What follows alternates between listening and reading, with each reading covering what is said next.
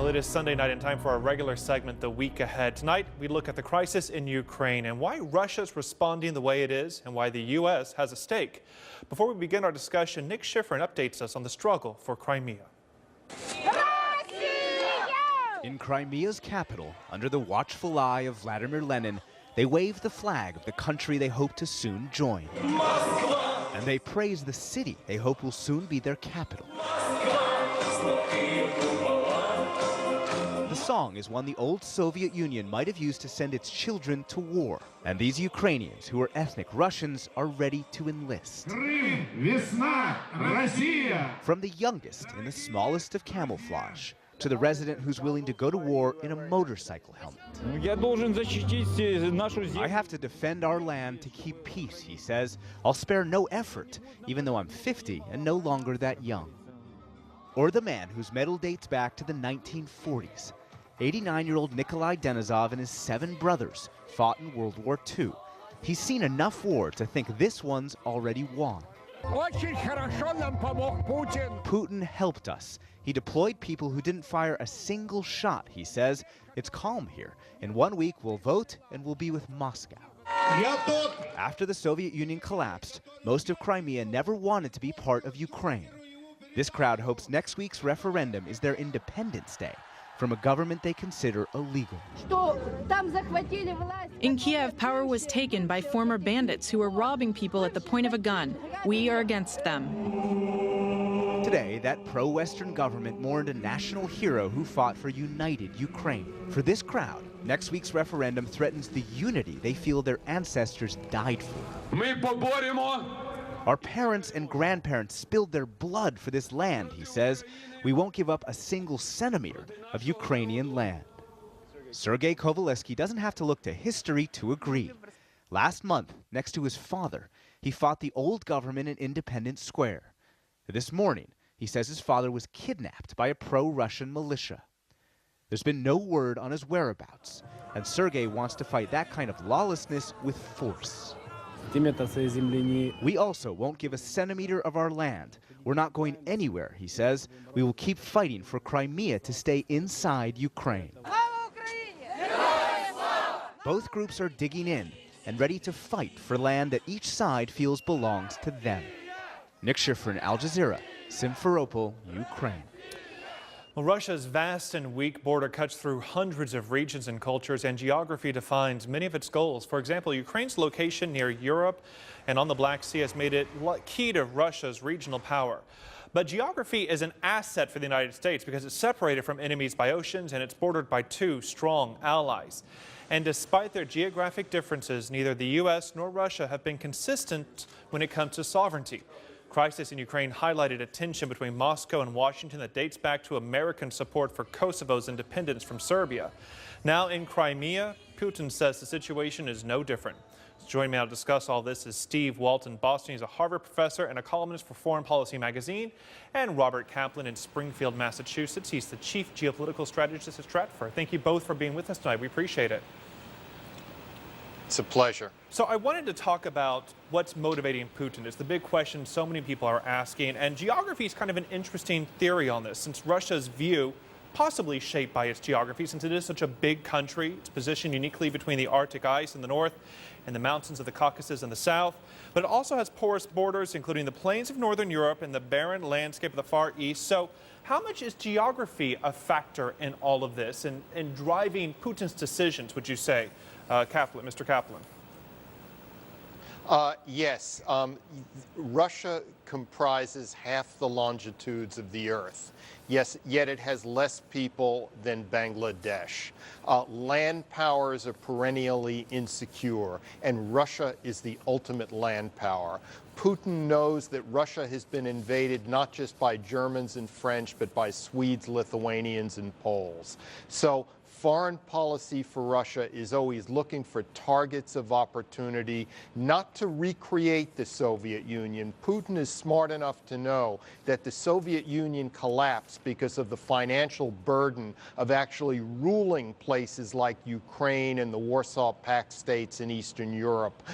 What he wants is to recreate the Soviet sphere of influence, sort of to Finlandize not only Ukraine, not only the Transcaucasus, but also Moldova, Transnistria, and parts of Central and Eastern Europe, so that these countries will operate within constraints. They can have their freedom, they can have their own economy, which won't be Putin's problem, but they cannot take foreign policy decisions that are inconvenient to Russia. And Steve, do you agree with that? Do you think this is a grander plan for President Putin?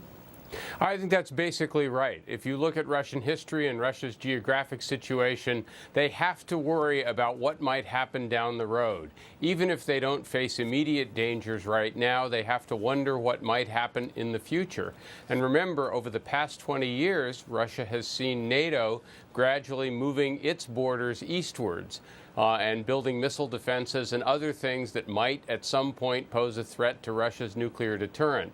Given that history and given that geographic location, I think the way Bob described it is about right. And the contrast with the United States couldn't be sharper. But Steve, why is NATO a concern for Russia? I think a lot of people don't understand what kind of threat it poses because no one assumes or thinks that NATO would actually invade Russia or, for that matter, even Ukraine. Well, of course, we don't have any intentions of doing such a thing. But if you're Russia, you can't assume that. And you certainly couldn't assume that would be true for the next 20, 30, or 40 years. If you're looking at Russian history, you'd always be worried if the world's most powerful country, the United States, was allied with a group of countries that were right on your borders, countries from which you've been invaded many times in the past. If you're a prudent Russian leader, you'd worry about that, and you'd want to put a limit on NATO expansion. That's precisely what Putin did in the war with Georgia in 2008. He tried to draw a line and say, you've incorporated some former parts of the Soviet Empire. I'll live with that, but you're not going to take it any further. So, Robert, as we look at this crisis in Crimea, do you think it's a wise approach for NATO to build up its assets and its resources in some of those countries, those former Soviet republics like Latvia? Yes. First of all, Crimea is gone. Crimea is pro-Russian. It's heavily ethnic Russian. When you're there, you feel like you're back in Russia. Crimea is a peninsula sort of cut off from the rest of Ukraine except for a narrow corridor. It's the home of the Russian Black Sea Fleet, Russia's only warm water egress to the Mediterranean and beyond. Crimea shouldn't have been part of Ukraine in the first place. Khrushchev, I believe, awarded it to Ukraine, a long time ago. So Crimea is easy pickings for Putin, and the West should have seen this all along when they were encouraging Ukrainian independence. However, what this is about is not just Crimea. It's about strengthening the Baltics and the North European plain, about strengthening Poland, strengthening particularly Moldova and Romania. It's a bit because what's really been causing this that hasn't been reported in the news much is the ongoing half-decade-long economic crisis of the European Union. The EU, in the course of this crisis, has lost a lot of its geopolitical bandwidth in Central and Eastern Europe. And this has emboldened Putin. With the EU weak in Central and Eastern Europe, with the Russians buying up assets here, there, and everywhere in Central and Eastern Europe, the United States needs to fashion a stronger bulwark to make sure that Crimea, like Georgia, are one-offs, that they don't indicate a trend. And Robert, I want to get back to that point you made about Crimea being gone and this idea of self-determination for regions inside different countries. Putin himself called Kosovo's independence back in the late 90s a terrible precedent which will de facto blow apart the whole system of international relations developed not over decades but over centuries. Back then, Russia was very upset that Kosovo was split from Serbia, although the United States was in favor of that. Now we're seeing kind of a reversal here. Is it fair, Steve, for Russia to want to take Crimea, especially since they're calling this referendum? I think that you have to understand that great powers are very creative in finding rationales for what they want to do at any given point in time. And the United States came up with a clever set of rationales for why we could help liberate Kosovo from Serbia's embrace. Russia is essentially repaying the favor. The fact is, the United States was perfectly happy to annex Texas, Arizona, New Mexico, and California from Mexico back in the 19th century. That sort of thing hasn't happened much since World War II, which has, I think, been a stabilizing force. But small changes like we're seeing now and with the annexation or the intended annexation of Crimea, I don't think revolutionize international politics, particularly, as Robert said, if we can sort of stop it here, leave it as a one-off, a kind of sui generis example, and not have it be a trend going forward. So, Steve, to ask a follow-up on that, then, how does this apply? Let me add something. Sure, go ahead, Robert. Jump in. Let me add something. Kosovo happened when Russia was weak under Boris Yeltsin's chaotic, semi-incompetent rule. That was a great humiliation for Russia.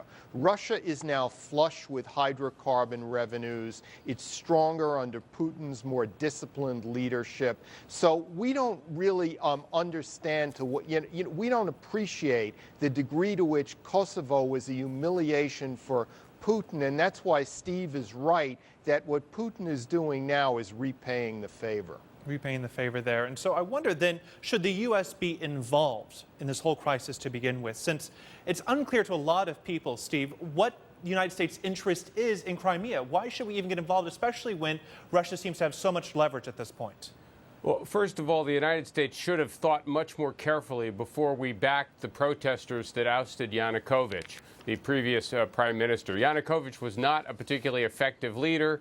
He wasn't popular, but we should have waited for him to be voted out of office. And for us to tilt in favor of the protesters was a mistake, particularly because we didn't anticipate what Putin was likely to do. So you think this was unexpected? It must have been, because we certainly shouldn't have done it understanding that Putin had far more cards to play there than we did. At this point, we have to also recognize that Russia's interest in this region is much greater than ours. We're a much more powerful country, but in this case, they care much more about the outcome, are going to be willing to pay a bigger price to make sure that their interests are protected. So the American objective at this point should be to try to stabilize the situation, make sure things don't go any further, make sure Putin doesn't try to grab any other portions of Ukraine, and make sure that we don't push him into doing steps like that as well. And Robert, I want to get your thoughts on that, but I first want to show our viewers the scope of the American military around the world. It's got regional commands pretty much in every continent, it seems. It allows U.S. to quickly deploy resources anywhere in the world, from 10 active aircraft carriers and more than 1,000 military bases. U.S. also spends more on its military than anybody else, close to $500 billion this year. That's about a third of the world's total spending. In this day and age, is this a smart approach for the United States to be involved in so many conflicts in so many places around the world? Well, first of all, the United States is not involved in so many conflicts at the moment.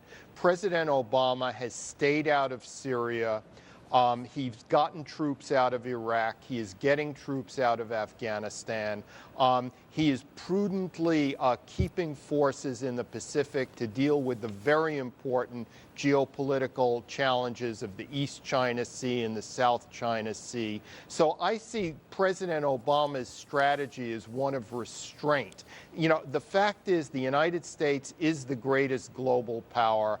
And without the U.S. military, without the U.S. Navy and Air Force deployed as it is around the world, a lot of our allies would simply not be able to make it to the degree that they can. The key thing is to have the Navy and Air Force roaming the globe, but to be very, very cautious where you put down ground troops.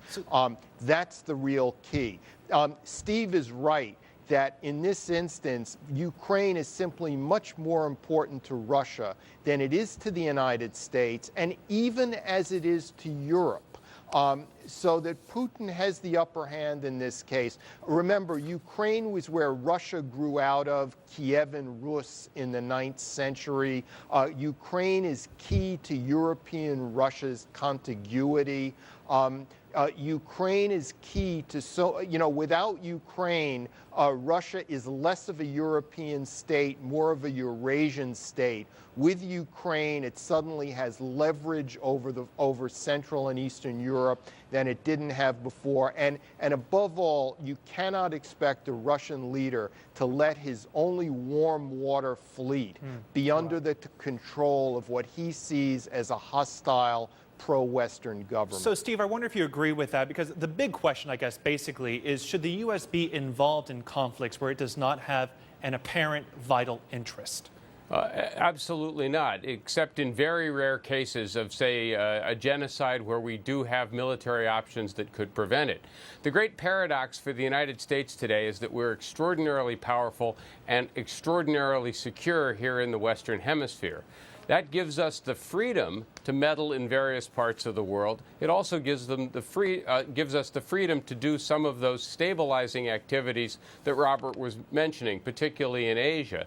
And the other problem we face, of course, is that many of the conflicts that might emerge in different parts of the world, including the conflict in Ukraine, simply aren't vital interest to the United States. What we want to make sure is that we don't get our military power bogged down in places that don't really matter, so that when something that does challenge international security in a much more fundamental way does in fact affect the global balance of power in ways that might affect American security directly, we want to make sure we have the capability of meeting that challenge and we're not trapped somewhere else. So, Robert, real quickly, I want to get your thoughts as we move forward here and we try to come to an end on this conflict in Crimea. What should the United States do? Should it bow out or continue to push for a diplomatic solution? Of course, it should continue to push for a diplomatic solution. It should also try to convince our European NATO allies to increase their defense budgets, because the American people basically supported the U.S. bearing the brunt of the burden throughout the Cold War, because the U.S. had fought World War II in Europe, in the Pacific. We had lost 600,000 lives, I believe, in World War II. You can check that. So there was real public support for the U.S. dominating defense in Europe throughout the Cold War. But I don't see public support at that level now, which means if the public is going to support a much stronger NATO, it's going to have the United States is going to have to get European allies to increase their own defense budgets. Okay, Robert Kaplan, Steve Walt, thank you both for your time and your perspective tonight. We appreciate it. Nice talk with you. Thank you. And before we wrap up, here are a few other key events coming up in the week ahead. Tomorrow, Al Sharpton will lead a Stand Your Ground rally in Tallahassee, Florida. The parents of Trayvon Martin and Jordan Davis are expected to be there. Tuesday, Michelle Bachelet will be inaugurated as president of Chile. She's already served as president from 2006 to 2010. And next Sunday, Boston hosts its St. Patrick's Day Parade. Lesbian and gay people can march in that parade for the first time in 20 years. And we'll be right back.